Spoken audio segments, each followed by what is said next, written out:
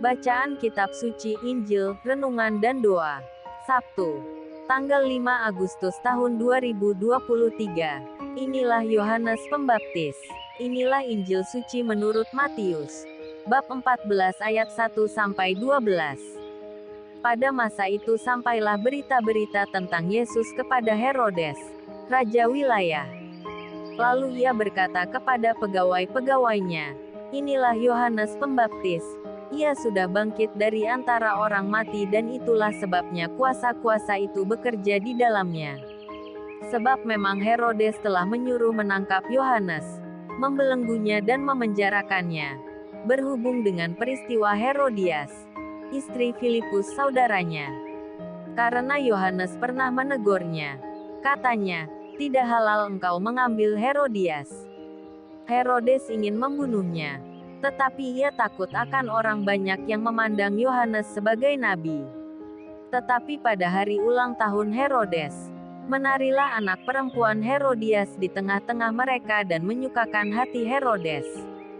Sehingga Herodes bersumpah akan memberikan kepadanya apa saja yang dimintanya.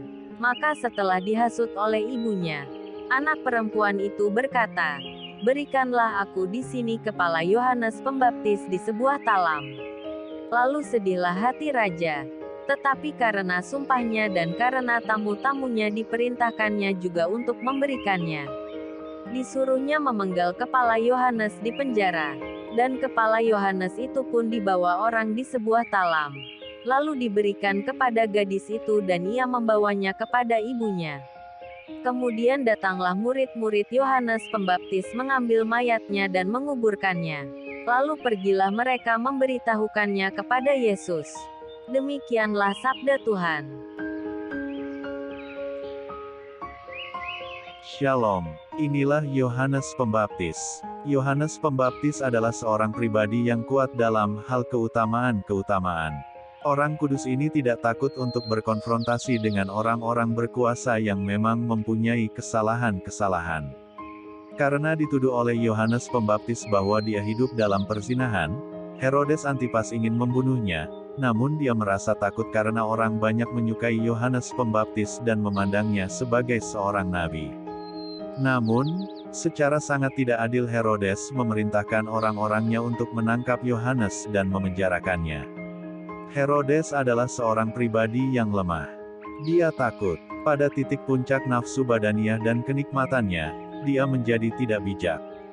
Ia menjanjikan kepada anak tirinya, anak perempuan dari Herodias, Salome, apa saja yang ia minta, dan hal ini ditegaskan dengan sumpahnya dan disaksikan oleh semua tamu undangan yang hadir. Hal inilah yang menjadi pemicu peristiwa pemenggalan kepala Yohanes Pembaptis. Yohanes Pembaptis berdiri tegak membela apa yang dipercayainya tanpa mempedulikan segala konsekuensinya. Herodes Antipas adalah bagaikan buluh yang digoyang ke kanan dan ke kiri oleh tiupan angin duniawi. Herodes membunuh Yohanes Pembaptis karena kebenaran Yohanes Pembaptis. Herodes tidak mendengar suara hatinya dengan baik, dia lebih mendengar kata anak dan istrinya. Herodes, dalam diri kita mungkin tidak pernah membunuh secara fisik tetapi dengan kata-kata, sikap dan perbuatan kita, kita telah membunuh karakter sesama kita. Lebih menyakitkan daripada sebilah pisau tajam yang mematikan dalam sekejap tanpa sakit yang berkepanjangan. Kata-kata kasar dan menyakitkan, sikap yang arogan, dan perbuatan yang melukai seringkali menjadi hal yang memasung, membelenggu dan memenjarakan hidup seseorang, membuatnya tidak bertumbuh menjadi pribadi yang baik. Jika demikian adanya, apakah Herodes dalam diri kita tidak lebih kejam dari Herodes yang membunuh Yohanes Pembaptis?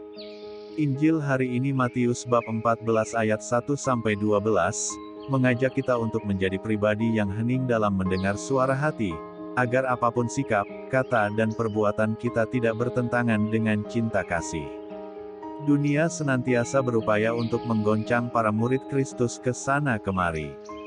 Hidup seturut moral Kristiani yang sejati sungguh menjadi sangat tidak populer. Sebaliknya lah moralitas kenyamanan serta kenikmatan yang baru. Hanya yang kuatlah yang akan bertahan hidup seturut ajaran-ajaran Kristus. Namun kita tidak boleh berputus asa. Walaupun kita menyadari bahwa kita sebenarnya manusia lemah, kita dapat menjadi kuat dengan kekuatan Kristus dan kuat kuasa Roh Kudus. Marilah berdoa. Ya Tuhan Allah, tolonglah kami agar mau dan mampu mendengarkan dengan penuh perhatian pesan-pesan dari para nabi-Mu pada zaman modern ini juga. Janganlah biarkan kami diombang-ambing oleh tiupan angin dunia ini. Amin. Tuhan Yesus memberkati. RHPE Channel.